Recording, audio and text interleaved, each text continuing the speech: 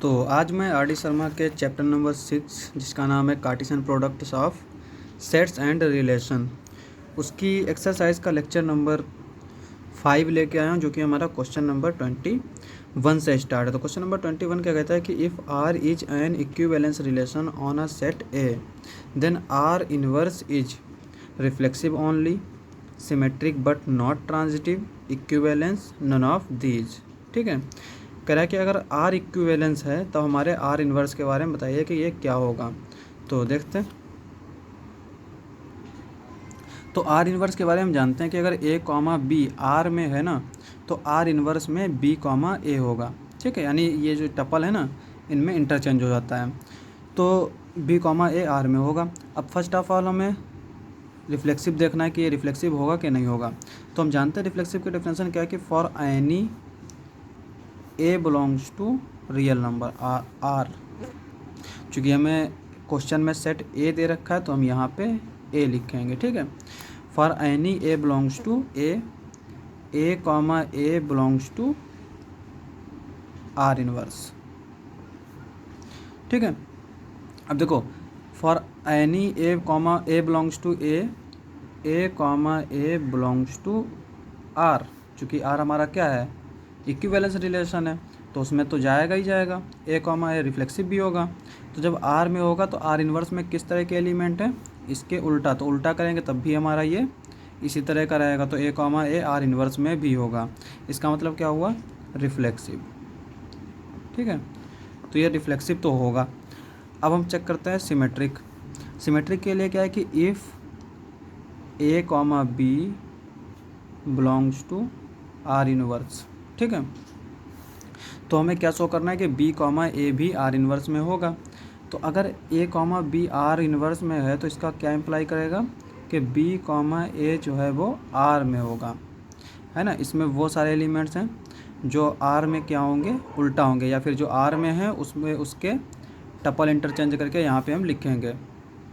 तो अब यहाँ पे देखो बी कॉमा ए आर में है, आर हमारा क्या है, इक्विवेलेंस है, तो सिमेट्रिक भी होगा। तो इसका मतलब ए कॉमा बी भी आर में होगा। ठीक है, अगर ए कॉमा बी आर में है तो इसका मतलब क्या हुआ, B comma A R inverse में हो जाएगा। तो यहाँ से हम देख सकते हैं कि if A comma B R inverse में है तो बी कॉमा ए भी आर इन्वर्स में होगा। This implies that R inverse is symmetric. तो अब ये सिमेट्रिक भी हो गया। अब बात करते हैं ट्रांजिटिव की। तो ट्रांजिटिव के लिए क्या है कि if A comma B and B comma C belongs to R inverse, तो हमें ए कॉमा सी भी आर इन्वर्स में देखना होगा। ठीक है, अब A comma B comma C R inverse में है तो ये क्या इम्प्लाई करेगा, ये इम्प्लाई करेगा A comma B and B comma A and C comma B belongs to R, इसका उल्टा हो जाएगा। और ये क्या इम्प्लाई करेगा, इसको हम चाहे पहले लिख लें चाहे बाद में लिख लें, एंड लगाए बीच में, तो ये हो जाएगा C comma B and B comma A belongs to R. R हमारा क्या इक्विवेलेंस रिलेशन है, तो ये ट्रांजिटिव भी होगा। तो यहाँ पे बी है, यहाँ पे बी है, तो यहाँ पे सी कॉमा ए भी आर में जाएगा। This implies that C comma A belongs to R. ठीक है, अब अगर सी कॉमा ए आर में है तो ये क्या इम्प्लाई करेगा कि ए कॉमा सी जो है वो आर इन्वर्स में होगा। तो यहाँ से हमारा ये क्या मिल गया, ट्रांजिटिव भी है। ठीक है, तो अगर आर इक्विवेलेंस है तो आर इन्वर्स भी हमारा इक्विवेलेंस ही होगा। तो इसका ऑप्शन सी जो है वो करेक्ट हो जाएगा। अब हम बात करते हैं क्वेश्चन नंबर 22 की। तो क्वेश्चन नंबर 22 कहता है कि R and S be two non void relation on a set A which of the following statement is false. तो इसमें कौन सा फॉल्स होगा। तो R and S are transitive, then R union S is transitive. R and S are transitive, then R intersection is transitive. R and S are symmetric, then R union S is symmetric. R and S are reflexive, then R intersection S is reflexive. तो देखते हैं इसको भी। अब देखो एक set हमने ए लिया, उस पर हमने दो रिलेशन डिफाइन किए, आर और एस। ठीक है, तो आर भी हमारा सिमेट्रिक है, ट्रांजिटिव है। ठीक है, ट्रांजिटिव भी है और सिमेट्रिक भी है। तो यहाँ पे देखो 1 कॉमा रिफ्लेक्सिव भी है, सिमेट्रिक भी है, ट्रांजिटिव भी है। 1 कॉमा 2, 2 कॉमा 1, तो 1 कॉमा 1 होना चाहिए, तो 1 कॉमा 1 है, ये ट्रांजिटिव हो गया। यहाँ पे 2 कॉमा 3, 3 कॉमा 2, तो 2 कॉमा 2 होना चाहिए, तो 2 कॉमा 2 भी है, तो ये भी ट्रांजिटिव हो गया। अब आर यूनियन एस अगर हम लेंगे तो ये क्या आ जाएगा हमारा 1 कॉमा 1, 2 कॉमा 2, 3 कॉमा 3 और 1 कॉमा 2, 2 कॉमा 1, 2 कॉमा 3, 3 कॉमा 2। ठीक है, तो इसमें देखिए 1 कॉमा 2 है, ठीक है, 2 कॉमा 3 है, पर 1 कॉमा 3 नहीं है। ठीक है, क्योंकि यहाँ पे हमारे ट्रांजिटिव की डेफिनेशन क्या है कि if A comma B, B comma C, ठीक है, if A comma B and B comma C belongs to R, then A comma C must be belong to R, तब हम कहेंगे कि ये ट्रांजिटिव है। अब यहाँ पे देखो 1 कॉमा 2 है, 2 कॉमा 3 है, पर 1 कॉमा 3 नहीं है, तो इसका मतलब ये हमारा ट्रांजिटिव नहीं होगा। तो यूनियन जो है ना वो जो है मे नॉट बी ट्रांजिटिव, तो ये हमारा स्टेटमेंट क्या है, फॉल्स है। तो उसमें ऑप्शन जो है फर्स्ट वाला, ये वाला हमारा करेक्ट हो जाएगा। लेकिन उसके अलावा हम देख लेते हैं कि इंटरसेक्शन क्या आएगा। यूनियन जो है वो सिमेट्रिक होगा कि नहीं होगा, रिफ्लेक्सिव जो है आर इंटरसेक्शन एस रिफ्लेक्सिव होगा कि नहीं होगा, ये तीनों स्टेटमेंट हम प्रूव कर लेते हैं। अब देखो सबसे पहला स्टेटमेंट क्या है हमारा उसमें कि आर इंटरसेक्शन एस ये ट्रांजिटिव होगा कि नहीं होगा। तो ट्रांजिटिव के लिए क्या है, हमने पहले डेफिनेशन बताई थी कि if A comma B, B comma C belongs to R intersection S, यहाँ पे एंड लगेगा, तो ये क्या इम्प्लाई करेगा, A comma B and B comma C belongs to R and A comma B, B comma C belongs to S. तो अब are और एस हमारे क्या हैं, ट्रांजिटिव दे रखे हैं, ठीक है, तभी तो हमें इंटरसेक्शन ट्रांजिटिव प्रूव करना था। तो ये हो जाएगा A comma C belongs to R and A comma C belongs to S. अब ए कॉमा सी आर में भी है और एस में भी है, तो ये हमारा क्या हो जाएगा, A comma C belongs to R intersection S. तो इसका मतलब आर इंटरसेक्शन एस जो है वो हमेशा ट्रांजिटिव होगा। तो ये स्टेटमेंट हमारा ट्रू है, ठीक है। जबकि ऑप्शन में हमें फॉल्स ढूंढना था, तो पहला वाला हमारा फॉल्स मिल गया। अब हमें क्या प्रूव करना है कि आर यूनियन एस जो है वो सिमेट्रिक होगा। तो अगर आर और एस सिमेट्रिक है तो सिमेट्रिक की डेफिनेशन क्या है कि if A comma B belongs to R union S, तो हमें बी कॉमा ए भी देखना होगा कि आर यूनियन एस में होगा कि नहीं होगा। तो ए कॉमा बी अगर आर यूनियन एस में है तो ये क्या इम्प्लाई करेगा, A comma B belongs to R, और यूनियन जब होता है तो और लगता है, A comma B belongs to S, ठीक है। This implies that B comma A belongs to R, चूँकि आर हमारा सिमेट्रिक है, और B comma A belongs to S, ये भी हमारा सिमेट्रिक है। अब देखो यहाँ पर बी कॉमा ए एस में भी आ गया, बी कॉमा ए आर में भी आ गया, तो इसका मतलब ये हमारा इम्प्लाई कर जाएगा कि बी कॉमा ए जो है वो आर यूनियन एस में भी होगा। अब देखो यहाँ पे और का मतलब क्या है कि अगर ए कॉमा बी आर में है और ए कॉमा बी एस में नहीं भी है ना, ठीक है, तब भी हम आर की डेफिनेशन से ही इसको प्रूव कर सकते हैं कि बी कॉमा ए जो है वो आर यूनियन एस में होगा, चूँकि आर में है ना। अगर एग्जांपल के तौर पे हम देख लें तो यहाँ पर जैसे देखो ये हमने एग्जांपल लिया था आर यूनियन एस का। अब इसमें अगर हम 1,2 देखें तो 1,2 belongs to R union S, ठीक है। तो अब इसका मतलब क्या हुआ कि 1,2 बिलोंग्स टू आर और 1,2 बिलोंग्स टू एस, इसका मतलब ये हुआ। अब यहाँ पे देखो एस में तो हमारा 1,2 नहीं है, पर आर में है 1,2, और आर हमारा क्या है, सिमेट्रिक भी है, तो 2,1 भी है। तो इसका मतलब क्या हुआ कि 2,1 बिलोंग्स टू आर और 2,1 अब इसमें नहीं है, तो यहाँ पे हम does not belongs to S भी लिख सकते हैं, लेकिन इसके यूनियन में होगा 2,1 belongs to R union S, ठीक है। यूनियन में क्या होते हैं, आर के भी एलिमेंट होते हैं, एस के भी एलिमेंट होते हैं। अब अगर ये एलिमेंट एस में नहीं है तो आर में तो है, क्योंकि आर के भी तो इसमें एलिमेंट होंगे आर यूनियन एस में।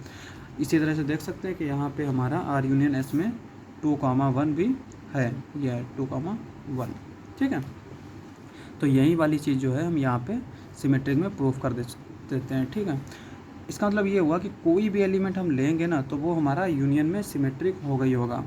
अब हमारा जो है आखिरी स्टेटमेंट क्या बचा है कि रिफ्लेक्सिव होगा आर इंटरसेक्शन एस, अगर आर और एस रिफ्लेक्सिव हैं तो इसको भी देख लेते हैं। तो रिफ्लेक्सिव की डेफिनेशन क्या है कि for any A belongs to A, जो कि हमारा सेट दे रखा होगा जिस पे ये रिलेशन डिफाइन होंगे।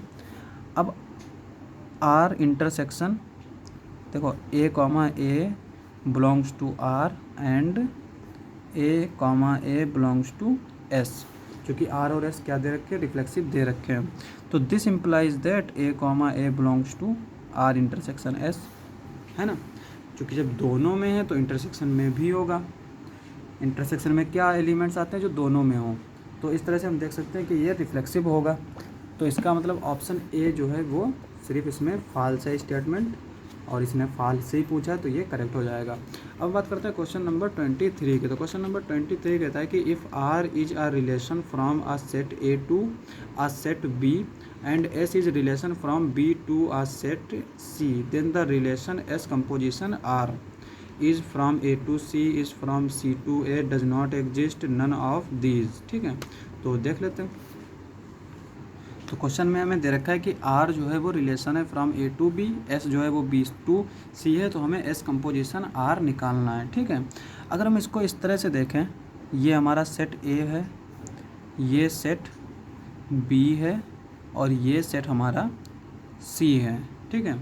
तो यहाँ पे जो ए है ना ये बी है, तो यहाँ से रिलेशन क्या दे रखा है हमारा, आर दे रखा है, और यहाँ से रिलेशन क्या दे रखा है, एस दे रखा है। और जब हम कंपोजिशन निकालते हैं ना ए और एस के बीच में, तो ये पहले आता है एस कंपोजिशन आर, ठीक है।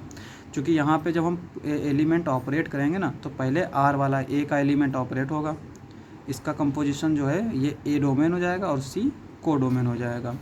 तो ये हमारा किसका सबसेट हो जाएगा, ए क्रॉस सी का, इज फ्रॉम ए टू सी। तो ऑप्शन देख लेते हैं इसका। 23 का ऑप्शन ए जो है वो करेक्ट हो जाएगा, इज फ्रॉम ए टू सी, ठीक है। अब बात करते हैं क्वेश्चन नंबर 24 के बारे में। 24 में क्या कह रहा है कि एस आर जो है वो ए से बी में रिलेशन है, एस जो है वो बी से सी में रिलेशन है, then S composition R inverse हमारा किसके इक्वल होगा, ठीक है। तो इसको हम प्रूफ करेंगे अभी। उससे पहले देखिए यहाँ पे आर जो रिलेशन दे रखा है वो हमारा ए से बी में, ऊपर हमने देखा था कि एस कंपोजिशन आर कहाँ से कहाँ रिलेशन है, ए से सी में। और इन्वर्स के बारे में हम जानते हैं कि इन्वर्स में ये चेंज हो जाते हैं, डोमेन को डोमेन हो जाता है और को डोमेन डोमेन हो जाता है। तो एस कंपोजिशन आर इन्वर्स का जो को डोमेन होगा वो सी आ जाएगा, ठीक है, और को डोमेन होगा वो ए आ जाएगा। तो इस तरह से हम देख सकते हैं अभी।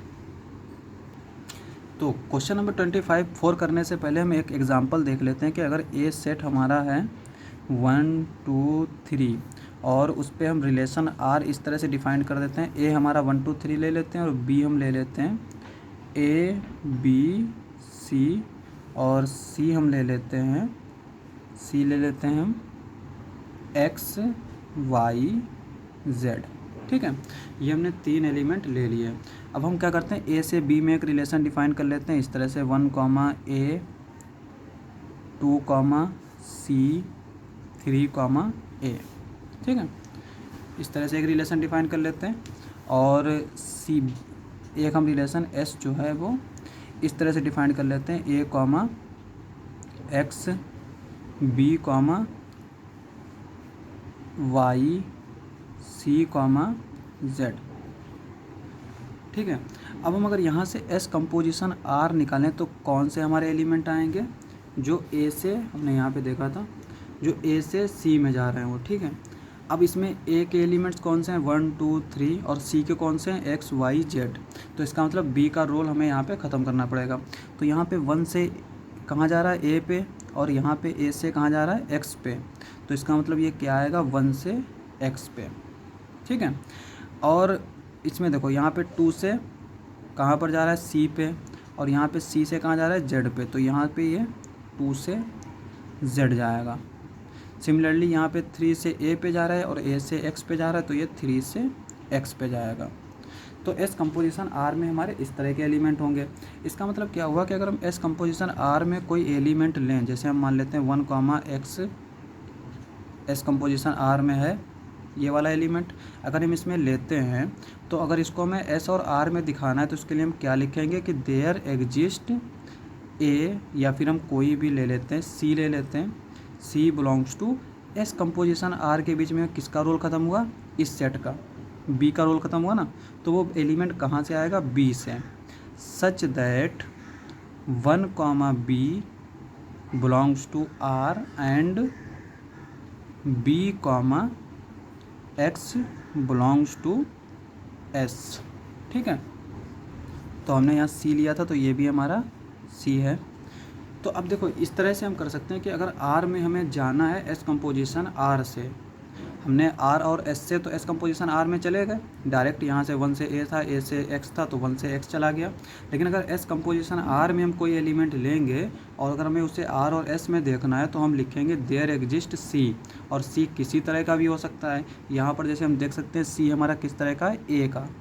सी यहाँ पे किसके इक्वल है, ए के इक्वल है। तो 1, ए, एक्स, इसी तरह से अगर हम सी ए के इक्वल रखें तो ये 1, ए, एक्स एस में चला जाएगा। ठीक है, तो इसी जो है एग्जांपल से हम देखेंगे कि एस कंपोजिशन आर इन्वर्स का इन्वर्स किस तरह से जाएगा, क्योंकि हमें उसमें इस तरह से एक एलिमेंट लेना पड़ेगा। उसके लिए हमें बताना पड़ेगा कि वहाँ पे हमें एक सी मिलेगा जिसकी वजह से ये हमारा एस में जाएगा, आर में जाएगा और एस में जाएगा। तो देखते हैं, अब हम मान लेते हैं कि सी, ए जो है वो एस कंपोजिशन आर इन्वर्स में है। आप यहाँ पे कोई भी एलिमेंट ले सकते हैं, ए, बी ले सकते हैं, बी, ए ले सकते हैं। ये थोड़ा कन्वीनियंस के लिए हमने सी, ए लिया है एस कंपोजिशन आर इन्वर्स में। तो इसका मतलब क्या हुआ कि ए, सी जो है वो कहाँ जाएगा, एस कंपोजिशन आर में। अभी हमने आर इन्वर्स के बारे में बताया था। ये क्या इम्प्लाई करेगा, अभी हमने पिछला एग्जाम्पल देखा था कि there exist B belongs to B. ठीक है, हम जानते हैं कि आर हमारा ए से बी है और सी, एस हमारा बी से सी है। तो हमने कहा था बी का रोल ख़त्म होता है, तो हम एलिमेंट कहाँ से लेंगे, बी से।